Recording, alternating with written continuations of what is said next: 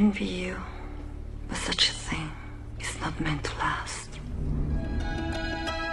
Listeners everywhere, welcome to the Movie Show with Joel and Ryan, the weekly fix for your screen addiction and a trusted source for discussion of all things film and television.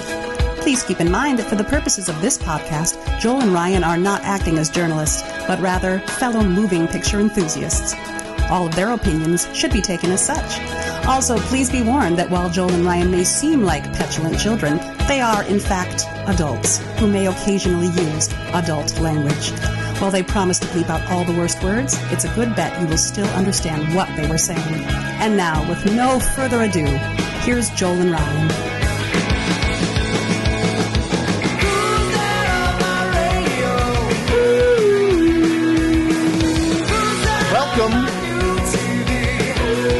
Welcome, we welcome you. Ryan and I are so happy you are back. This is an odd feeling that I'm having in the sense that the audience are the multitudes of people that listen to us actually know what we're going to be talking about this week. Well, they know because when they click on the podcast, it's got a little picture of what we're going to be talking about. Sure. But like they know from listening to last week too. Oh, that in anticipation. Like, oh my God, I know what's coming. It's weird for me because here we are a week later and we're still doing the same show. It's true. We didn't just do one epic marathon recording session and then decide to break it up. No. Joel has to go home. He has responsibilities. I have. If it were up to me, I would just sit here doing a podcast out live to the world, 24/7, 361-ish days of the year. I need some time off, obviously. A couple days of respite. Yeah. Well, thank you once again for joining us. This is the Movie Show with Joel and Ryan, and I am Joel. And I'm Ryan. And we are super thrilled for you to be joining us as we talk about, in its 20th anniversary, 20th anniversary of the first movie. Yeah, the sequels came out in 2003. Yep. But we're talking about them all as one giant entity, and of course that is the Matrix franchise. But in a two-part series. So this is part deux. Mm-hmm. Real quick, is there anything you wanted to get off your chest or anything before we jump in? I don't have a cold anymore. Yeah, I was gonna say you do. You sound great. I'm still coughing a little bit, but it's pretty much gone. My cold is gone. That's winter. For all of you who've been tracking it, these whole month and 2 weeks or whatever it's been, I tend to exaggerate, but this is the longest cold I've ever had in my life. And it's over. Oh, and last night, this is worth mentioning. Oh, sorry, maybe this will take a minute to talk about, but over the weekend I watched the television cut of Superman the Motion Picture from 1978. It's a point of interest because Superman, that film has a lot of big fans, I think, that most that are our age, that were youths in the late 70s and early 80s. I can kind of endorse it. There's always been a long 3-hour, that's actually 4 hours with commercial over 2 nights cut of Superman the Motion Picture. The Salkinds who produced that film are very notoriously would put everything back in so that they could sell longer time to the networks because they made more money that way. They basically sold these movies by the minute, which I didn't know. And it was fun. The networks had something to sell. Never seen before. I mean, that was one of the first times I remember seeing, I remember seeing the advertisement for when the first time Superman was going to be on TV. Yeah. That was like, including stuff you did not see in the theater. In the theaters, right. And a lot of it, as it turns out. Yeah. Now, there's a theatrical cut of Superman from 1978 when Superman was remastered and sort of put back together again for DVD in late 90s, I want to say, 99-ish. That kind of goes with the Matrix a little. Richard Donner put some of that stuff back in, the stuff that he liked, 7 or 8 minutes more. More stuff in Krypton. There's a little gauntlet that he has to walk through that Lex sets up for him. Stuff that wasn't in the... But not everything that's in the TV version. So I sat down to watch the TV version and didn't quite know what to expect. But to me, I've already kind of seen the longer version. I actually prefer the longer version. Yeah. More Krypton, the better. I love those sequences. And it just, as a question, it's out on Blu-ray. It's in high definition. It looks really good. I mean, TV cuts usually are fan edit messes that you find. You know, they're messed up. They was cropped for TV. You know. Yeah.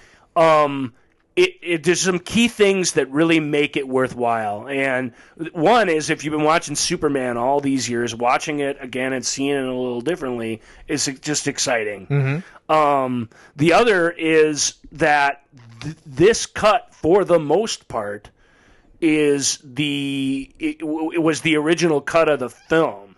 There's a couple exceptions, but because it was that, John Williams' music is actually scored to it. So the longer destruction of Krypton, the longer feats of strength and saviorness at the end, the disaster movie part of the movie, all that stuff has John Williams' music as it's meant to be. In fact, as it's featured on the original motion picture soundtrack. Destruction of Krypton. I can't remember what it's called. It's like Feats and Magic or some weird title, but they're longer than what is in the movie on the soundtrack, and that's because he scored it to this version. So that makes it feel much more complete. Cool. And like I say, those things are fun. More, like there's a lot more, back in Kansas when, he's racing the train to beat his love interest and her boyfriend, back to the farm. There's just tons of shots of them driving in the car. Yeah. For no reason. So there's stuff in it that's like that where you're like, we don't need this. Yeah. There's a really long shot of when they first pull baby Kal-El, out of the meteor or whatever, and they have this whole scene, and the scene's got a little bit in it, but it's pretty much as you've seen it in theater. But then there's this long wide shot of their truck just slowly starting and driving away, and then it's kind of cool, but it's just not worth the time. But there's like a light in the that little spaceship that he arrives in, and as they drive away, the light slowly dims and goes out. So it's kind of poetic, and I see what they were going for, but they were right to cut that. Just watching the truck drive away, but I won't spoil all the new stuff, but there's some of that's pretty dumb. There's stuff at the beginning, really. The destruction of Krypton goes on and on and on, and I truly believe it's better for it. I really do, because it's just like, it's this whole civilization coming to an end, and I know they want to get going. It's going to be 49 minutes or whatever till we see Superman as it is. Yeah. But I love it. I can't get enough. I can't get enough of that, and I like the extra bits at the end. Some of it's silly. I won't ruin the silliness, but some of it's actually kind of intense, and they got rid of it for that reason. So I just want to endorse that. It's only available on Blu-ray. It's only available from Warner Archives. This is the state of home video now. Wow. That you got to kind of go to the source to get something like Superman. But admittedly, it's the TV cut, so But I just wanted to throw that out there. It's worthwhile. It's not. I think of all three versions of the film, the Richard Donner cut, that middle happy medium one that adds the big stuff in while still keeping the rest of the movie tight, is the best version. But if you're a big Superman fan, you got to have it all, and you look at that and say, "Oh yeah, TV version." Right. You get more John Williams, you get more Jeffrey Unsworth, you get more of these incredible practical effects, you get more of a lot of stuff that's really great, and you get more random cars driving around for longer periods of time as well. So I love. Yeah, I have vivid memories. In our house when Superman, even though we saw it in the theater, I think we saw it in the theater once, and then I think we watched it at the drive-in once or twice. But when it was on TV, it was still a giant deal. Yeah, I agree. It was a big deal. And I vividly remember, like my brother and I got a full 12-ounce bottle of soda pop that we got to drink for that movie. It was, that was... You had to stay up. It premiered on a Sunday night on ABC. Yeah. And you got to listen to that great, remember ABC Sunday at the Movies or whatever? Mm-hmm. That was great. You got to hear that thing a million times when they cut to commercial. Oh. That is not included in the Blu-ray. And the Blu-ray is probably poorer for it. But, it shows you how good a quality product it is that they put out. It doesn't feel like it's not TV at all. They put it out with thought. It wasn't just money. It's not. I think it was to be honest, they did. But to be honest, it was just fortuitous that they found it that way. Sure. Oh, you know what I mean? Yeah. That this really was edited by the creators and stuff, and it may not be the intended version you were meant to see, but it wasn't just like there's longer versions of Dune with just like junk just stuck in there and stuff repeated, and they're a mess. Mm-hmm. This is not that. It's long and ponderous in a couple of spots. The journey to the North Pole is much, much longer, maybe unnecessarily. But the music's great, and it has all this mystery to it, so maybe check it out. Very cool. Yeah.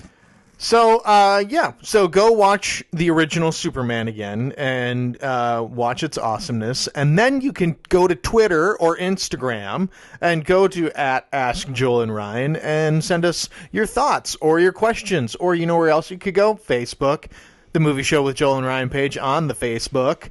And if you want to watch or listen to some awesome music or watch some uninterrupted takes, you can go to YouTube.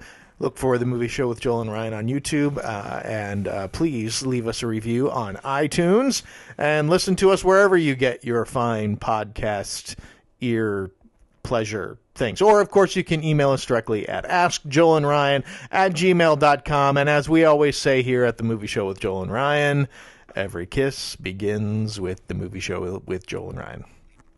So, let's get down to it. You know what we're going to do? What are we going to do? We're going to do a deep dive.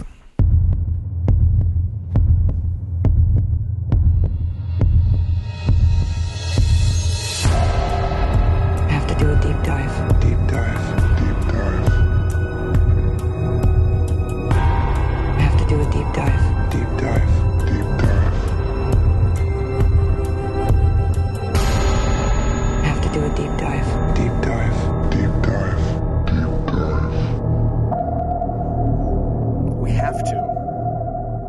We have to do a deep dive. I came in one sonar beep early there. There's two sonar beeps in the end there.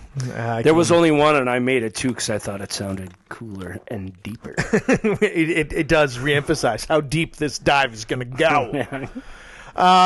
So this week we are moving on. We talked at length, as you heard, about 1999's The Matrix.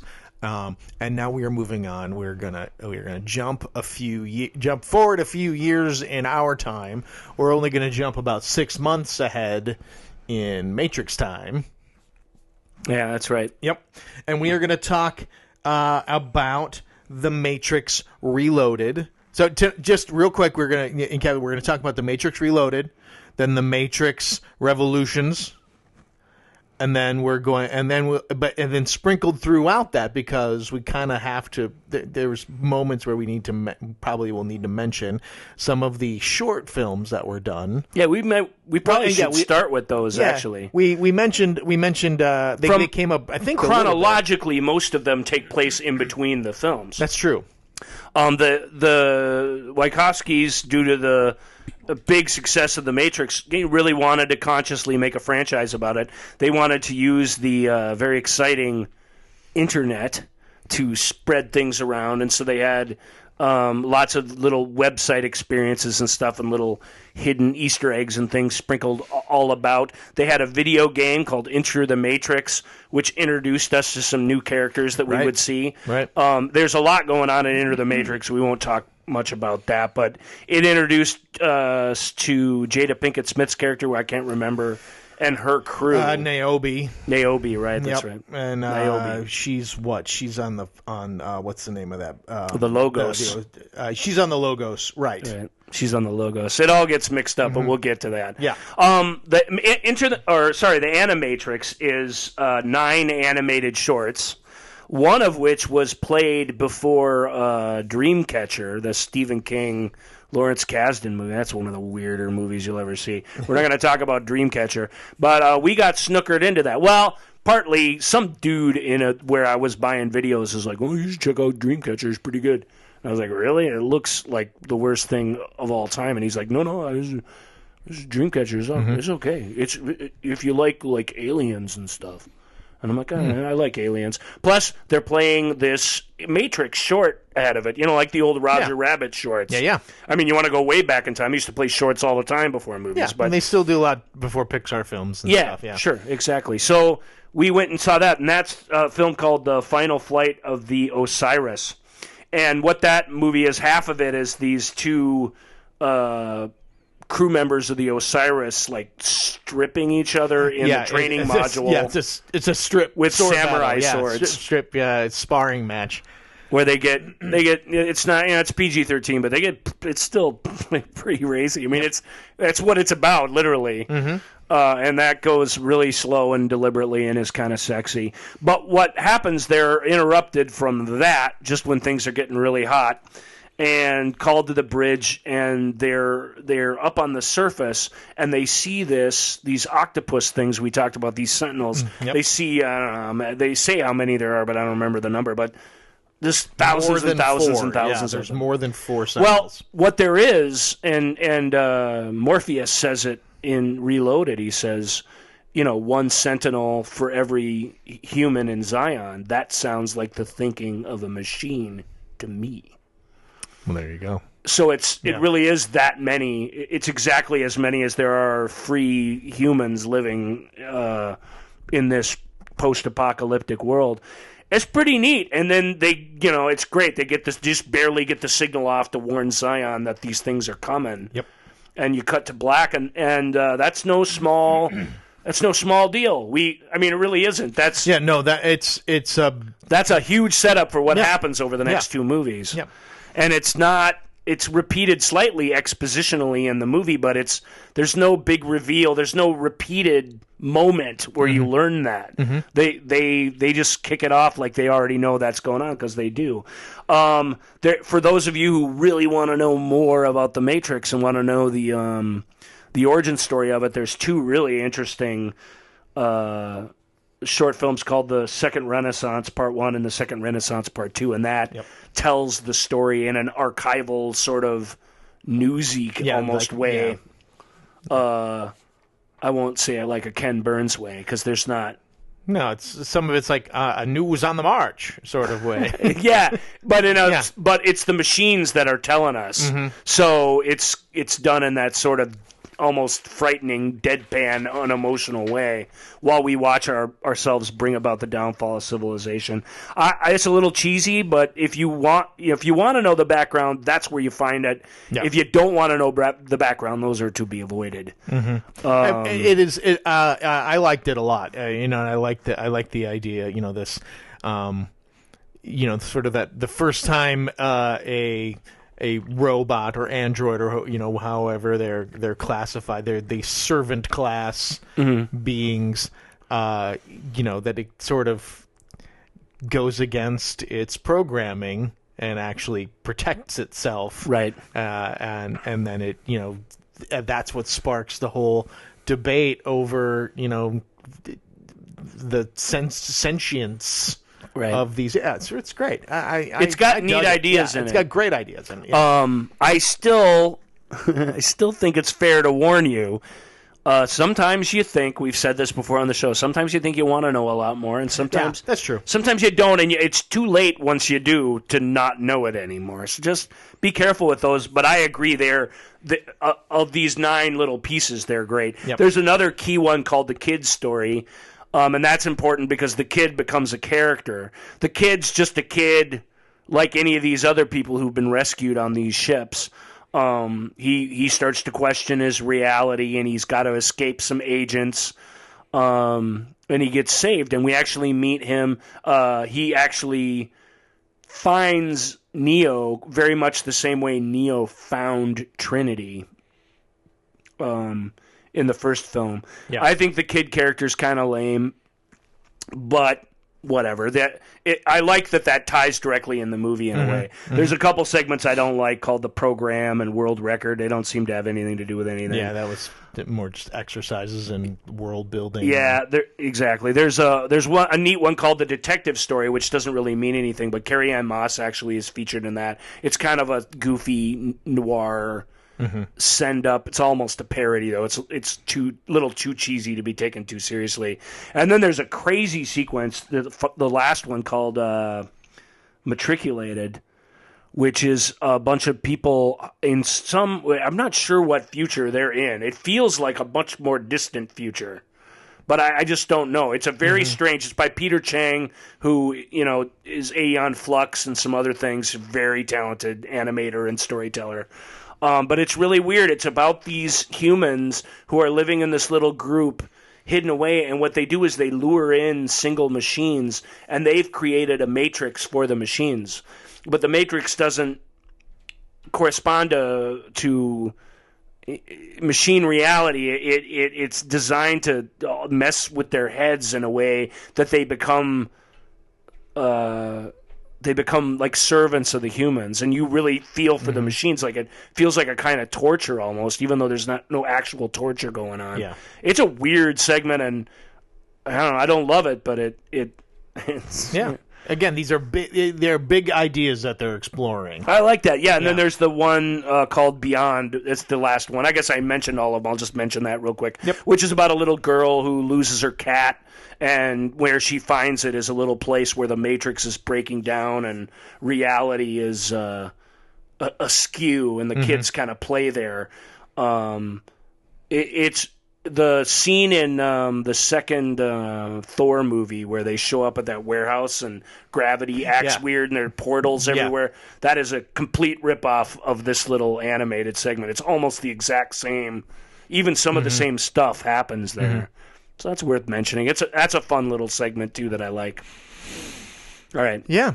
So okay, so we let's We're all go caught back. up. Yeah, we're all caught up. Let's go. So the final We bought flight. our ticket. Yep, the final flight of the Osiris has it leaves us. They get the message before the Osiris. Right. Niobe's crew in Enter the Matrix retrieve that message and get it to everybody. Yep. And then we're ready for the Matrix Reloaded to start. Everybody's excited for us. One of the most anticipated, certainly the most anticipated R-rated sequel of all time. Yeah, and made a lot. Yeah, made was a ton. Was a big hit of coin. Before we get into that chronologically, the Matrix movies are rated R.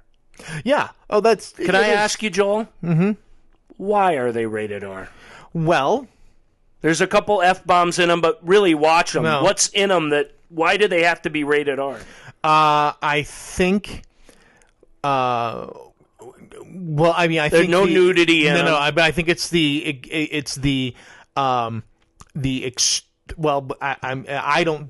just gonna say it's the extreme violent nature of some of the fight sequences, especially that the gun battle going in and rescuing Morpheus. That's I honestly think, because that's what got all that's I remember news stories about this ultra violent killing, especially killing security guards and killing and it's these people with authority. shades and trench coats walking around shooting people. It came out 3 months after Columbine. Yeah, that was weird. And I think I don't look at it with that context, but I do remember that being an issue at the time. I think that's why it came out close enough to Columbine, excuse me, that there was virtually nothing Warner Brothers could do about it. Yeah. If they'd have had some kind of, like if that had been a few months earlier, they might have considered. They might have pulled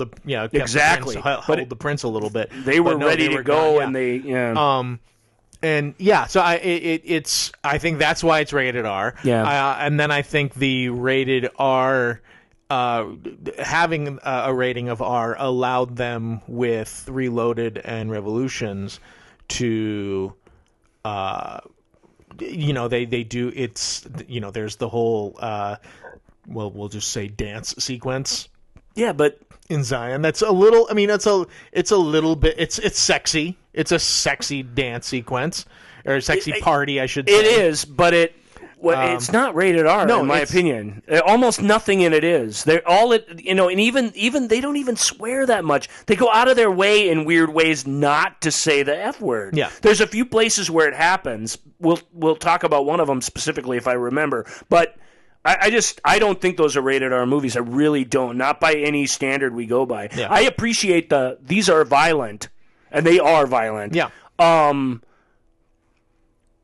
But again, in a post-Matrix world, that violence, that bloodless for the most part, you know what I mean? Yep. That does not get... surprisingly, as violent as it is, I think you're right. Surprisingly not bloody. Right. Because blood plays a very important part of, Right. when blood is drawn in a character, it means something. Right. So it's not exceedingly bloody. These would not be rated R movies today. Certainly not by today's standards. They would be PG-13. Yeah, I mean, tops. it's got enough. Each of them have enough F words in them that they would be rated R. But for that alone, I don't think there's much else in them that requires them to be. Yeah. So anyway. Anywho, I just think that's interesting. It is an interesting thing. I think the first movie definitely did. It got attention for its violence. His graphic, directly. that scorpion going into his belly button. I mean, but even that, that's not too horrible. I mean, no, but you had moments a big add giant, up. Yeah, you had a big giant thing coming out of Chekhov's ear in Wrath of Khan, and That's true. that creeped me out more. Yeah, it's true. Going in the ear and coming out, those things were creepy both ways. Yep. Okay, so we are 6 months from the end of Neo talking into the phone, going, "Things, I know you're listening. Things are going to change." And he flies off to the sound of techno music. Yeah, the Crystal Method. Since you mentioned that, I'll just say the Matrix also started the trend that we had lived with for a little over 10 years, where the music played at the end of the movie was designed to make you run screaming from the theater. Yep. They don't do that anymore. Thank God the Marvel films and some of these other things have gotten back to a more traditional, let's keep this mood going kind of ending, as opposed to and you're just like, ow. Yeah, well, yeah, I mean, and frankly, if the Matrix movies were made today, there would be credit sequences. Because it's that kind of series, so I wouldn't begrudge it's that kind of series. So anyway, lots of little hints and things and bits and pieces. So we've met Captain Niobe. Niobe. Pretty sure that's how they say her name. I'm sure you're right. I just that's my mother coming out in me, mispronouncing names. Well, that's a specialty of the movie show with Joel and Ryan. Yeah. So we have we know that that Sentinels are tunneling their way towards Zion and will reach it in about 72 hours. You're right. So we have a timetable for where with this whole indeed. Because really, real quick, you probably know this already. Reloaded and Revolutions is actually one giant movie. It was one big shoot. It was all shot together. 4.5 hour movie that it would just split up into two parts. So we know that within these next two films, it's a 72-hour time period. Well, we're still gonna do I'm gonna anyway. I'll just warn you. I'm gonna treat them like separate entities because I think they are their own thing in a lot of ways. Too. Sure. Oh, yeah, well, tonally, yeah. Yeah. So anyway, we have the leader of Zion, Commander Locke. The leader of the security. He's the leader of the security. He's just commander. Yeah, he's not supreme chancellor or anything. There's a council of elders, a particularly new age and annoying one. In fact, especially if you're a military guy like Harry Lennox is. You just said his name. It's Locke. Locke. So he's ordered all the ships to return back to Zion. Niobe was with Morpheus. And now she's with Locke. Mm-hmm. So we got a love triangle, too. Yep. Ooh. Drink that in. Yep. But Morpheus is begs Commander Locke to keep one ship out there so that they can contact the Oracle. Right. Real quick sidebar: the woman who played the Oracle in the first movie passed away before. No, she's actually this. It's the same woman in Reloaded, and by Revolutions, it's a different person. That's what it she is. passed away while they were Wow, making yes. the sequels. Yes. That was Which is a shame because Gloria Foster. You're a really good actor. Replaced by Mary Alice, another really good actor. But you're right. Sorry, I always get that timeline messed up. You're right. It was still Gloria in this one. So the Nebuchadnezzar heads on out so that Neo can try to contact the Oracle. No, the Nebuchadnezzar has to go home. And another guy, he's got a great way he says it. He's like, God damn it, Morpheus, you never change. I'll stay out here just to see what Locke does to you, or whatever. He's got that line. So it's a different ship that stays out. Nebuchadnezzar's got to go home because they got to be there for the orgy. That's true. Yeah. You're right. And they got to meet the kid. And Tank, the guy who played Tank in the original movie, who, basically saved our heroes, or at least a couple of them, from Cypher when he was killing everybody. He demanded more money, and I think he wanted his girlfriend to write the script or something. One of those type deals. He got replaced by his in-film brother-in-law, played by the great Harold Perrineau, right? Yeah. Who we like. Yep. And I hate to say it, I like these films. I love that they are cast with Aboriginal Australians, and that they really is an effort to make it sort of super diverse group of survivors, and I dig that about it. Them shooting in Australia and using as many Australians and New Zealand Kiwi actors as they could helps with that. But you were just going to say Nebuchadnezzar comes into the dock. Sure. Locke says, "Why'd you leave another ship out there? We need all our ships." And that Trinity ship, so that ship is I think it's the Caduceus. Could be. And that they also. It's not an important ship in the end. It's the fact that Morpheus, while he has to return, is still defying Locke's orders for spiritual reasons. Right. Locke is not a believer in the One. He's not a believer in any hocus pocus, mumbo jumbo, whatever you want to call it. Yep. But the Council of Elders, they don't put a ton of resources into it, but they like to keep their options open, like all good politicians. Yep. Yeah. So they back that move, right? And so the Caduceus crew, they're the ones who find the character of Bane. Well, Bane is a member of that crew, and he's found later by the Hammer. Why am I getting all of this wrong? I don't know, man, but it doesn't matter. You're setting up the pins, and I'll knock them down as best I can. And frankly, it's confusing. Bane, we don't see Bane as a member of jumping ahead. Yeah, Bane encounters Agent Smith. Right. So Bane, a member and of that's the crew, important. encounters Agent Smith. Yes. Smith reappears. Yep. He gives Neo his card at one point, thanking him. Now, he actually gives him his little earpiece that he wears as an agent, and thanks him for liberating him. It's actually a fairly chilling moment. And when Smith shows up, and what he does, they're without going too much into it because it's a little bit of minutia, but the phone lines with which they travel back to reality from the Matrix, while Bane is, he's a good guy. He's trying to escape. But while he's escaping, Agent Smith, and this is his new trick, it's pretty amazing actually, kind of absorbs him. He puts his hand into him, and then he replicates himself in these new people. Now, we've seen the agents jump from person to person, but what Smith's doing is he's he's jumping into a new person, but he's leaving the original version of himself behind, and he's creating this sort of army of Agent Smiths every time he does this. Yep.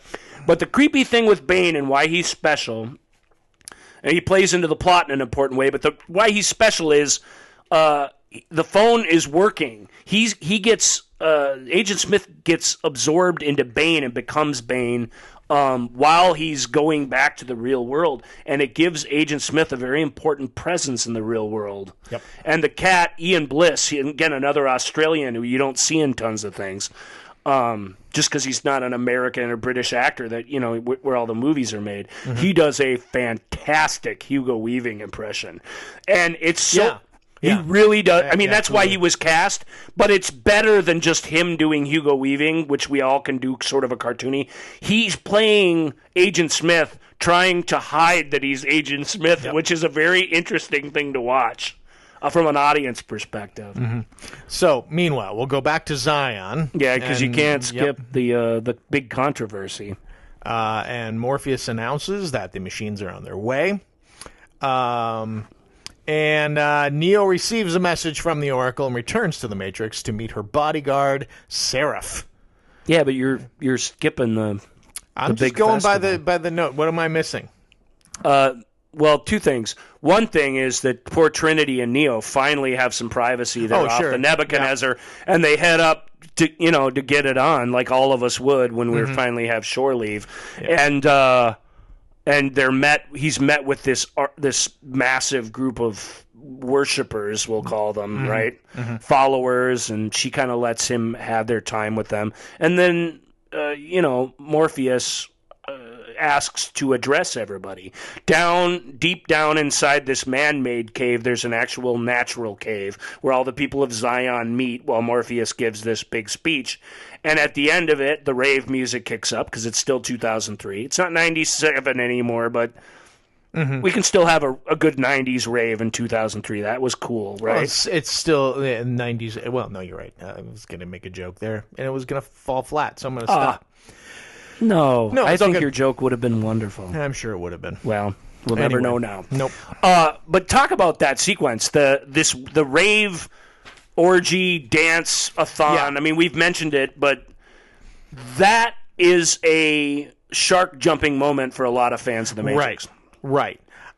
Yes. It's very significant in a negative way. Yeah. What it is to me, and I just take it for what it is. I'm not into on-screen, and it's not an orgy. They really just do dance and it's kind of take their shirts off, and they're all kind of sweaty and whatever. Like you'd be at a rave, honestly. Yep. Especially if you were wearing hand-me-down post-apocalyptic clothing. Right. But a lot of people reacted to that in a guttural sort of way. Why do you think that is? Because I've never fully understood. Well, the rave sequence is intercut with scenes of what is it? There's scenes of the machines.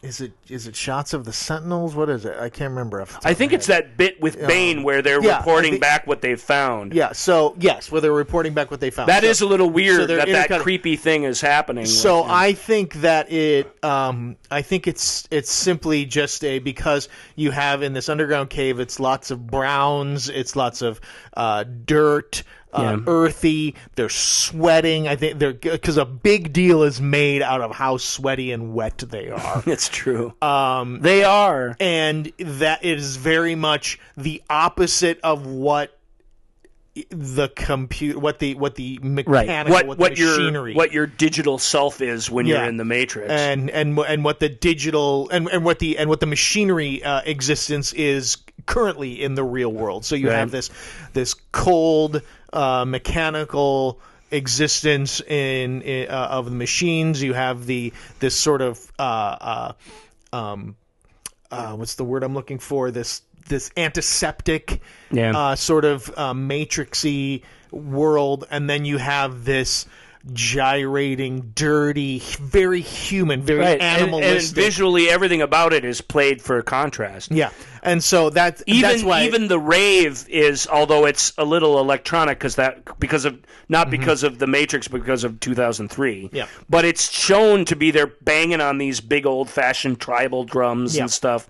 You know, it's shown to be a very organic thing. But that alone, like I said, it goes on a little too long. It goes on a little too. It goes Everything in the Matrix sequels goes on a little too long, but I just didn't think that was a big deal. Anyway, we got to move on from it. We're running out of time. But Ryan does bring up a point. It's a pivotal moment. People for didn't like it. They thought it was no. super cheesy, and they just didn't like it. A lot of people. It's a very conventional. We don't like it part of the movie. I don't love that part of the movie, but I just didn't object to it, I guess. Right. So after sort of proving himself to the Oracle's bodyguard, Seraph, the Oracle... Yeah, it's a fun fight. It's a fun fight. But we got to move. The Oracle instructs Neo to reach the source of the Matrix with the help of the Keymaker. Yes. Keymaker's the big MacGuffin of the movie. Yep. And before we get to their mission to get the Keymaker, because we got to fly through that too, but... And we got to come back to this moment because something's about to happen here that is a similar shark jumping problem for some folks. We didn't talk about how the movie starts. The film starts. We see Trinity kind of very much like the beginning of the first movie, and this is important because it drives our hero the whole film. Maybe the whole two films, really. He has a dream where he sees her infiltrating like an office tower, and on her way out trying to escape, she gets shot and killed. Yep. While falling from the office tower. She gets shot and crashes into this car, and it's actually pretty impactful the way it's shot. Yeah, it's very cool and Matrixy, but you're watching one of your heroes from the first movie. Yeah. Theoretically, I mean, you're like, it dies, and now it's a vision. It's and so Neo has been haunted. He absolutely believes it's going to happen. Yep. And the Oracle kind of almost halfway confirms, what you're seeing stuff, whatever. When he's done talking to the Oracle, and the Oracle says some interesting things, but they're tough to touch on without reenacting the scene for you. Yep. But he always planting seeds in Neo's head, never telling him the whole story. Right.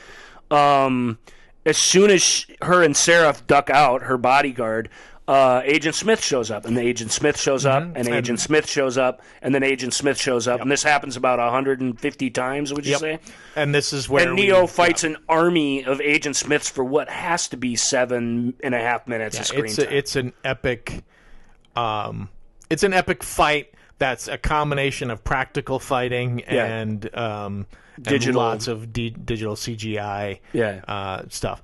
It is a little tiring. Neo, It's been compared to it was the very first time, which this has become a complete cliche now, but it was the very first time I heard the phrase, it's like watching a video game that you're not getting to play yourself. Yeah. It's just very repetitive and very, But the absurdity of it and the fact of these Smiths, it does lay the groundwork for some very important thematic and plot-related stuff that's coming up. Yep.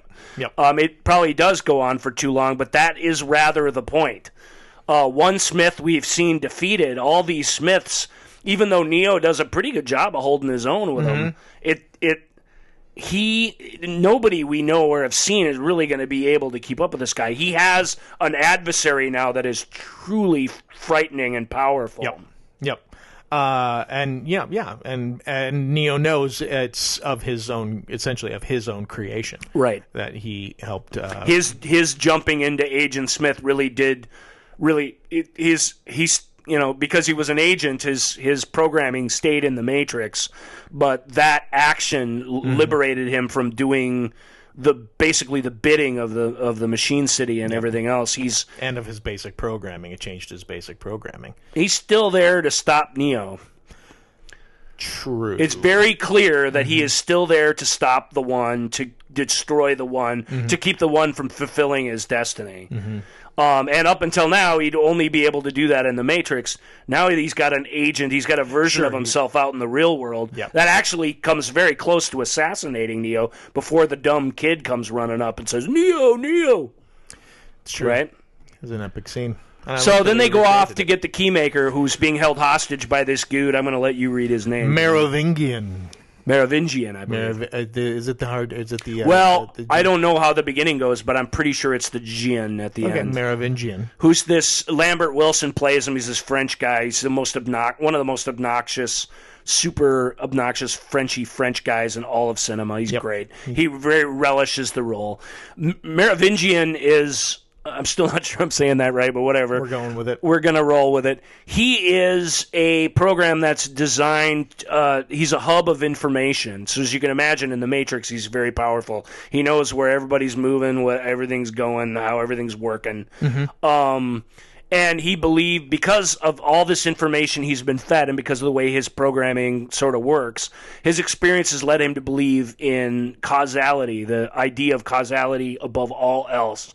Each thing causes something else to occur, and everything that happens to us is little dominoes that can't be avoided in any way. And he says we're slaves to it. This is an important point of view. We're slaves to it, and the best we can do is hope to understand it. Yeah. This is something very similar to what the Oracle says, and the Merovingian hates the Oracle. We don't know why, but he hates her, and we get the impression she's not real fond of him either. Right. But she says the same thing. She says, you can't. You've already made the choice. The only reason you're here is to understand why you made that choice. You've already chosen the candy. This has all happened. This is, for all practical purposes, you are what you are, and she says it's weird to hear her say, to sort of delegitimize the idea of choice. It's not weird to hear him say it.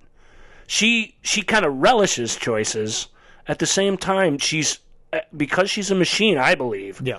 She's unable to see, she says it kind of herself, unable to see beyond a choice that she doesn't understand. Right. I don't think it's in that conversation. No, it happens later. Neo even brings it up. How can I trust you? It ties into how these programs have very specific purposes, and their purpose is everything to them in a way that we humans are scattershot and weird and unpredictable, and you know what I mean? Sure. But one thing that Merovingian does not anticipate is his wife. Yes, played by the lovely Monica Bellucci. Yep, Persephone takes revenge on her husband and his infidelity and betrays him. We never know what Persephone's programming is. They don't come right out and say it, but there's two keys. Her price for giving them the key maker, one thing, she's just getting revenge on the Merovingian because he's sleeping around or whatever. So that's going on. But it's more than that. Her price is for Neo to kiss her like he kisses Trinity, which is a tough thing for him to do. Difficult thing for Trinity to watch. You know, it's an interesting moment, but it's very clear that Persephone, the name itself probably suggests what she's all about. Right.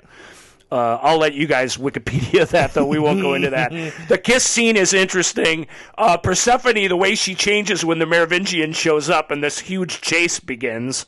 The way she I don't remember what she says to Merovingian, but he's like, it's a game. It's just a game. And she goes, well, have fun playing your game, you know? Yep. And it's not, I'm leaving you forever. It's, this is my little gift to you. Yep. Here's a little thing for you to occupy your time that's not being with another programmer or whatever.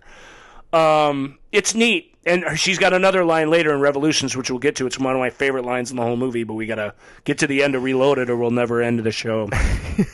So anyway, there you go. So she helps them find the keymaker, and we start really one of the most epic chases. It's two-part. It's spread out a little bit. Fight/chase, whatever. Yep.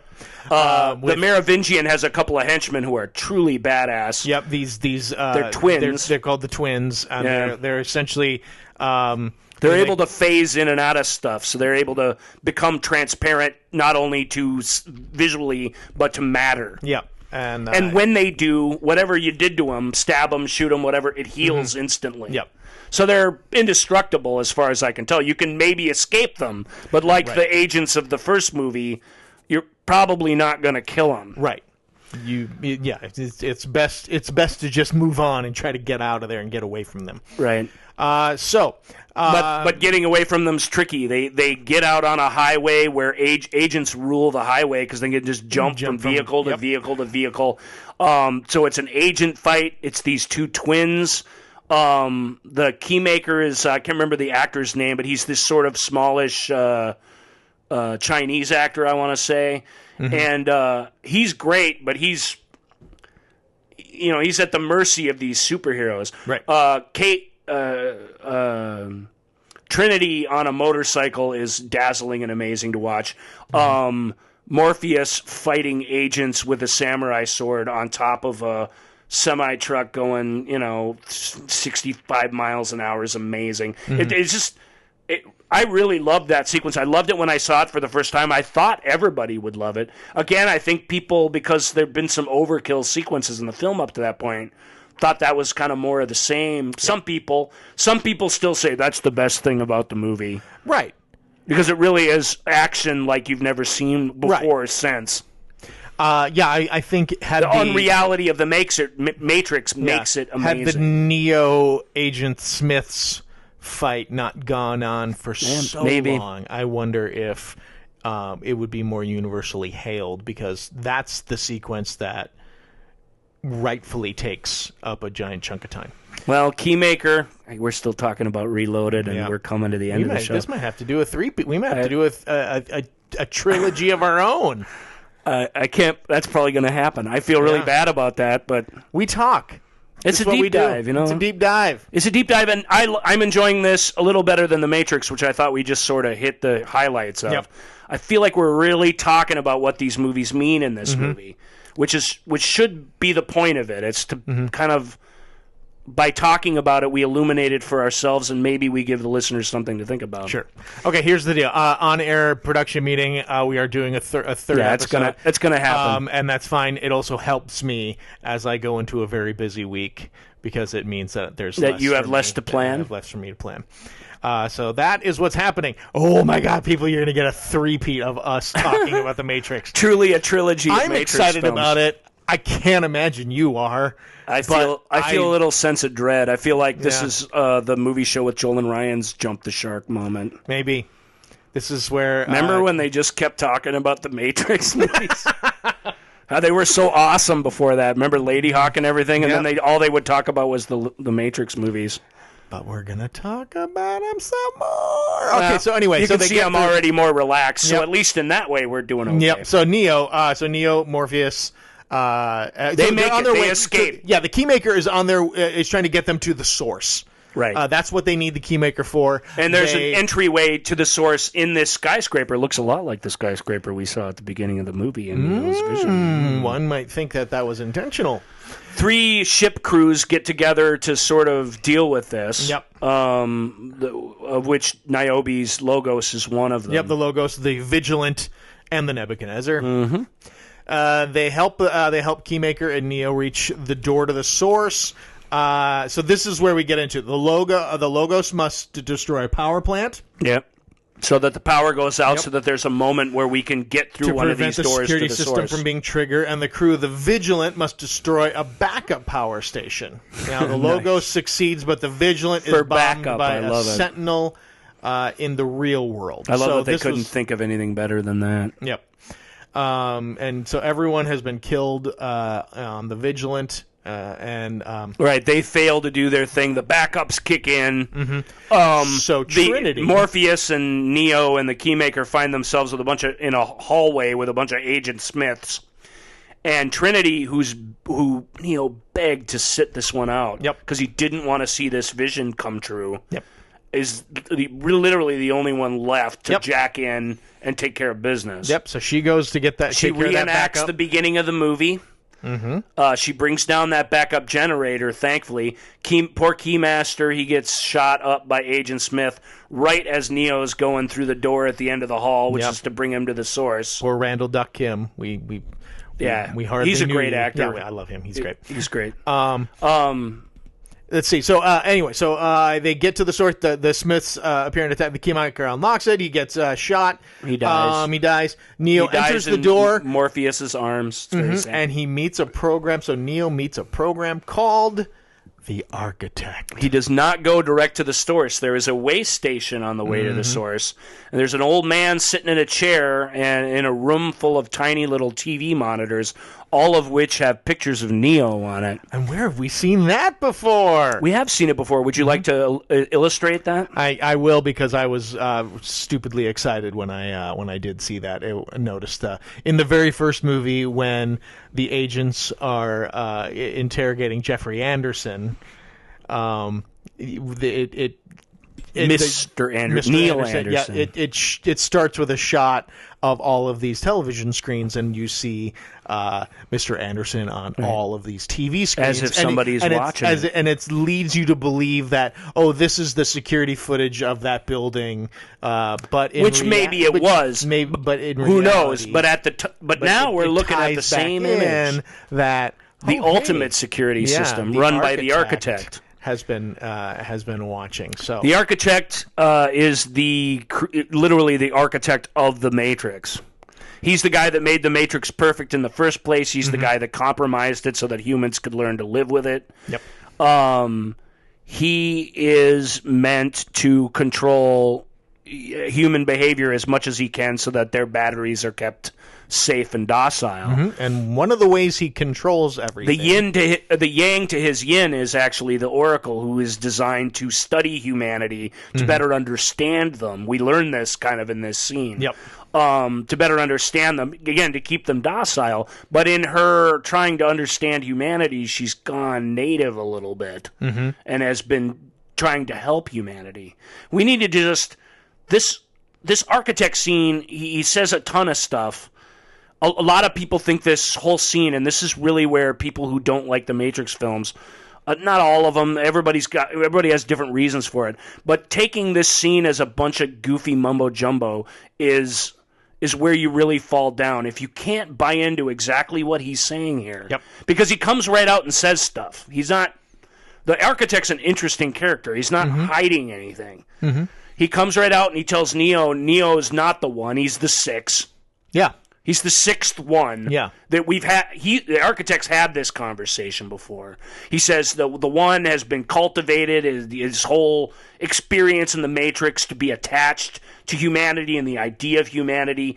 The one that Neo is right now is a masterstroke because he's been sort of coaxed into falling in love, and that is even stronger tie to humanity and wanting to save humanity. The architect lays all this on him. There's no prophecy. It's all another Neo when he's telling Morpheus in a heartbreaking scene. When he's telling Morpheus everything he's ever believed in, he uses the term "is just another system of control." Yep. I'm so sorry, but I don't know how else to say it. It's true. But I'm skipping ahead a little bit. Yeah. There's two doors. The architect says you go through this door, you got a shot at saving your girlfriend. But Zion will be completely destroyed. And the Matrix is going to crash. The Matrix is going to crash. Humanity is going to be lost on massive levels. Yep. The machines are going to have to do without most of their batteries. He says there are certain conditions with which we are prepared to live with a certain level of existence. It's a kind of chilling thing he says. Or you go through this door, you go to the source. We still are going to destroy Zion as it is, but we're going to let you come back, just like we learned in the first thing. We're going to let you come back as this Messiah character to restart Zion, you know, a place where that 1% that doesn't believe in the Matrix reality can live. Humanity will continue to thrive. We'll continue to have our batteries. History will probably repeat itself again, but this is humanity's way forward. Yep. You pick like 20 people. Right. To repopulate Zion. Exactly. And everything starts again, and you'll die, you'll live in Zion, and you'll be this elder, and you'll die, and then you'll help perpetuate the myth. This Neo, this one chooses differently. Yep. All the other five have all gone to the source, as everyone's been telling him he has to do, even the helpful people. Yeah. The architect seems a little sinister, but even his advice makes a certain amount of sense if you pay attention because to it. it's that humanity survives, right? if you go through the other door, chances are that's it. That's it. This is the Humanity's time where done. it's over. The machines Because will- you won't yeah. be able to recreate Zion, and none of us know what's going to happen Yep. after that. Yep. Neo, fortunately, unfortunately, depending on how you look at it, Neo's driven by his love for Trinity. Yep. This is pretty well-earned love moment, and not even a particularly sexy or cute one.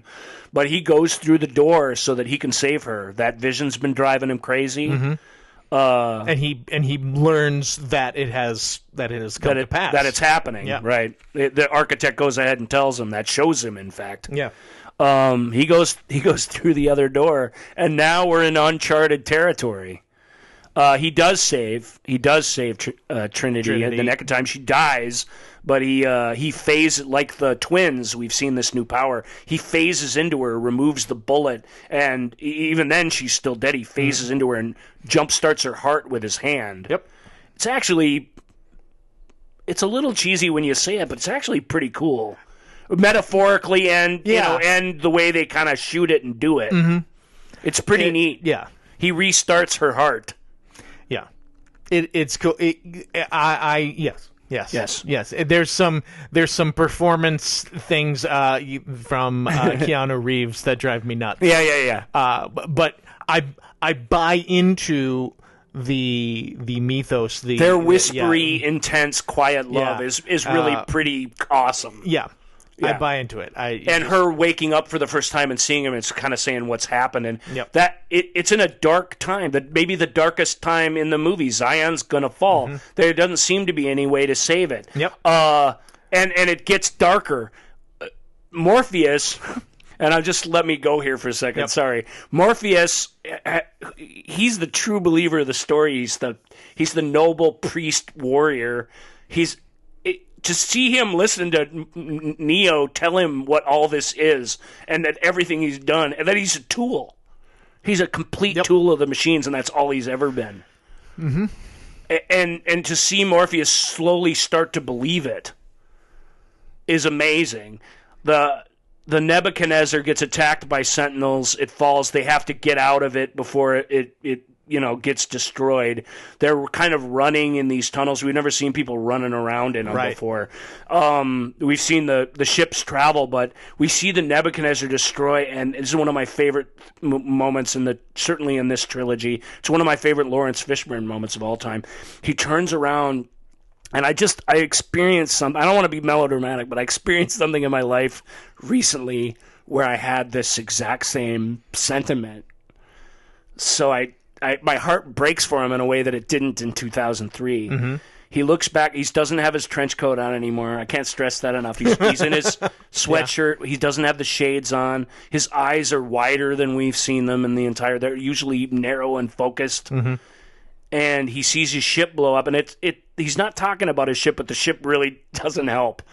This tool that he's used for this mission of faith. And he says, I dreamed a dream, and now that dream is gone from me. And I love it. I think it's so great. And then Harold Perrineau, whose character's name I can't remember, but he says, there's more Sentinels, we got to run. They start running. Yep. These Sentinels, they can't outrun Sentinels, so they're in trouble. Yeah. Neo turns around and kind of puts his hand up like he's in the Matrix. Yep. And the Sentinels start shaking and freaking out and electrifying, and they fall dead. Neo passes out.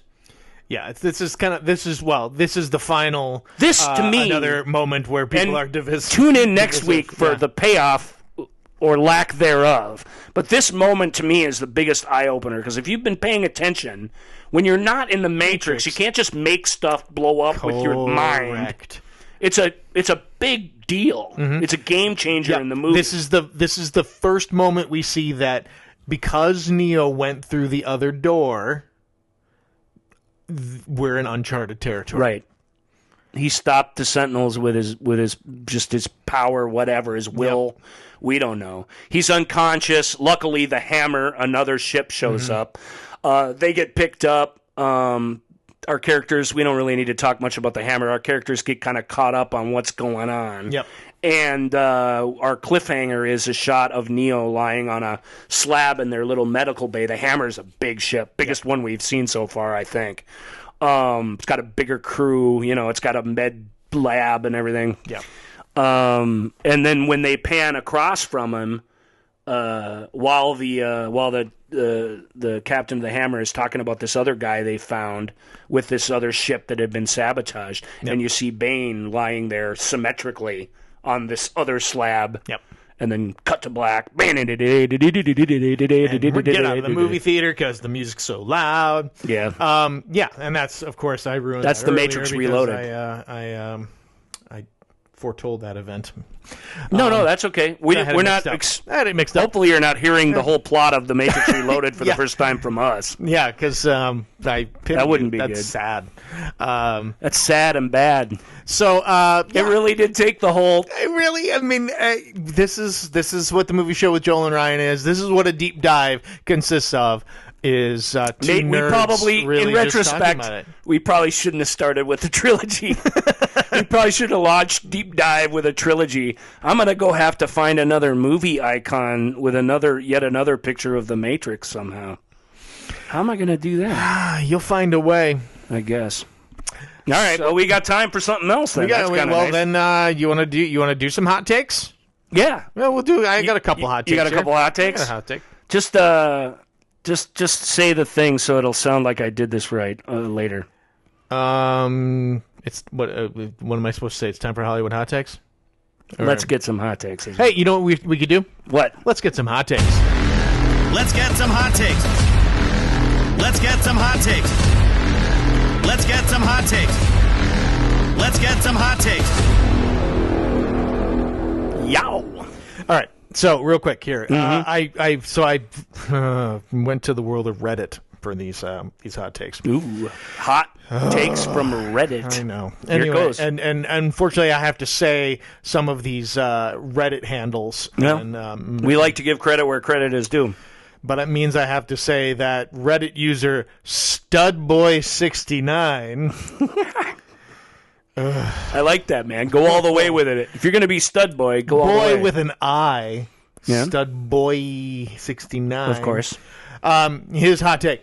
Wonder Woman is merely a 6.5 to 7 out of 10 movie that is bolstered by the lack of decent DC Universe movies before it. Sure. Does anyone out there think Wonder Woman's an 8 or a 9? Maybe an 8. Well, I mean, Maybe it's a 7.5. When Wonder Woman came out, people went nuts. Wonder Woman's special because Wonder Woman's been out there for a long time, and people, it's been a TV show and whatnot, but it took a long time for a character that's iconic as her to be made into a movie of any worth, and that's it's almost purely because she's a woman. Yep. So that's something to be celebrated.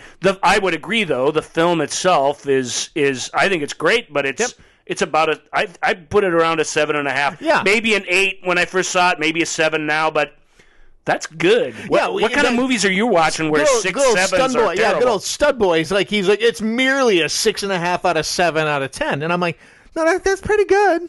That's still a pretty good rating, but he's great. Clearly saying that he's intimating that most people would say, "Oh, Wonder Woman's a 10 out of 10." Well, it isn't. It's not. It isn't, and I hate to break it to you, but none of your superhero movies are 10 out of 10s. I've yet to see one. I watched one of my favorites last weekend, Superman, and I don't give it a 10. What about the television cut? That's, as I said, while worthwhile, that's actually a slightly diminished version of the film, if anything. All right, so that's a lukewarm hot take. Yeah, but I get what he's saying, but no, I mean no. Hot take from One Man Freak I mean, Show. yes, Yeah, okay. but don't be such a dick about it. Reddit user One Man Freak Show says, Yeah, The Dark Knight wouldn't have been nearly as successful if Heath Ledger hadn't died. Batman Begins is a better movie in every respect. Hot take. well. Maybe not every respect. Batman Begins is a better movie in some respects. But I don't know. I really don't think that was I mean, I don't know. Everything is a little bit, right? I guess. I mean that you can't know what it would be without his death. True. But it wouldn't be what it is without his performance. That happened while he was alive. Joker is a big deal. Anytime you trot him out, it's like taking your queen out in chess. Yeah. It's a big deal, and the person who's got to deliver it, you're both writing everything, but especially that person who's got to wear the makeup. It's a big task, and I don't think, I'm just not at the point where, I don't know, what's the term? Backlash. I mean, I don't think there shouldn't come a moment where we look back and go, ooh, Heath Ledger's so overrated. He wasn't that good. Yeah, no. He was a really good actor when he was here on the planet with us. His previous movie, Brokeback Mountain, he's extraordinary in. Every time, I mean, he played a lot of kind of beefcakes, whatever, but every time he was given a chance to shine, he absolutely did. Yeah.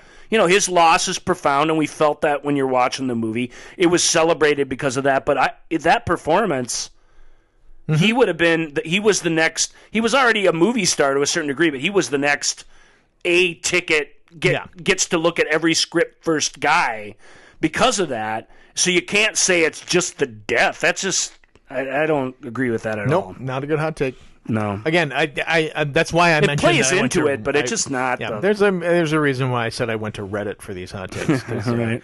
Hurry up. We're running out of time. Okay. This one from Project 3. This one just makes me laugh because the idea that someone actually put this into thought just cracked me up. There is not a single movie in which Shia LaBeouf has appeared in that would not be improved 100% by replacing him with Joseph Gordon-Levitt. Well, you're pulling out that 100% term. Sure. In general, I'm going to agree with you on this, okay? But I don't like 100%. I don't like tens and ones.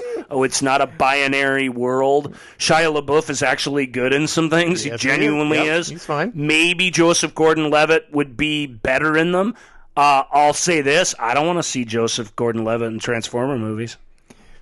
Yeah. Well, I don't think they're improved by him, and I think he is diminished by them. Yes. It is a quid pro quo moment there. Right. You have to maybe look at it from the other way before you go wishing for things like that. Joseph Gordon-Levitt, I much prefer him to Shia, of course. He comes with a sort of workman-like, I love the movies kind of thing off the screen where Shia's it's tricky and hard to pin down, but Shia LaBeouf's he's just not a terrible actor. He's been very good in a handful of things, and I wish him the best in the future. I'm not going to go hating on him just because he's been in a bunch of junk. Yeah, I just love that someone put in so much thought to say, did he say? Oh, I thought that was you saying to the guy's username. He said Well, no, I mean he's just clearly someone put in this thought saying, man, Shia LaBeouf, you know who needs to replace him and everything?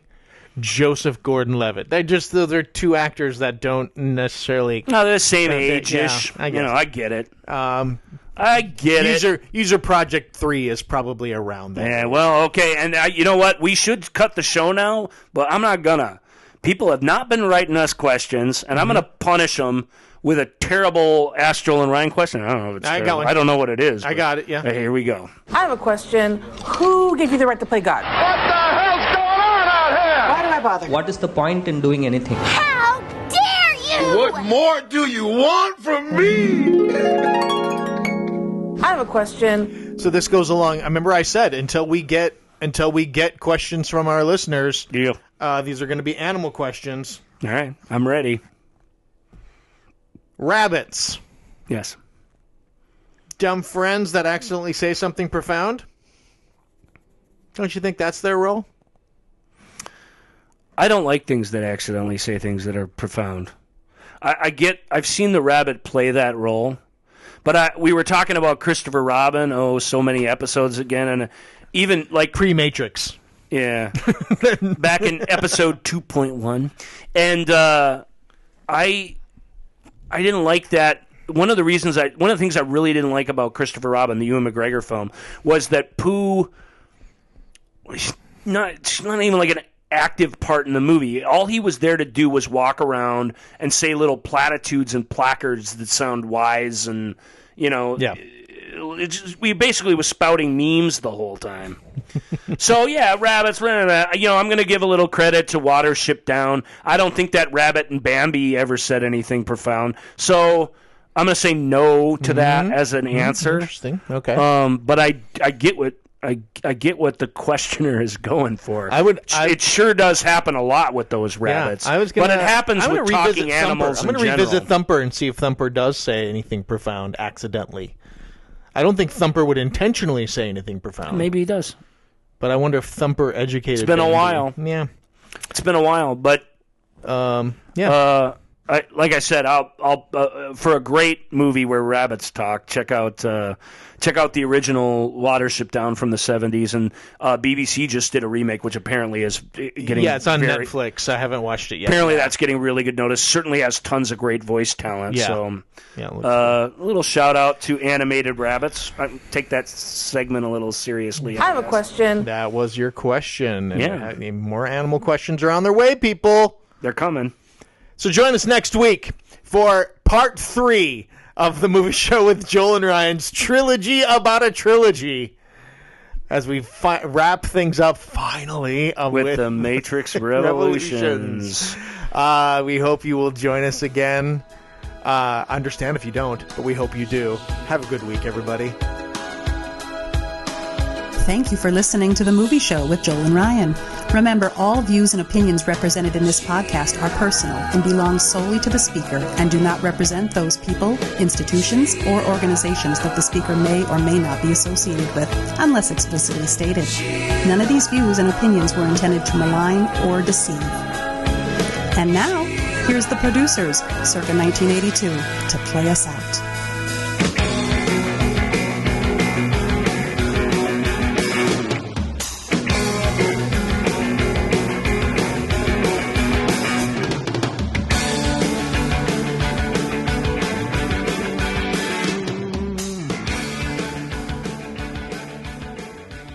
Everything you're doing is bad.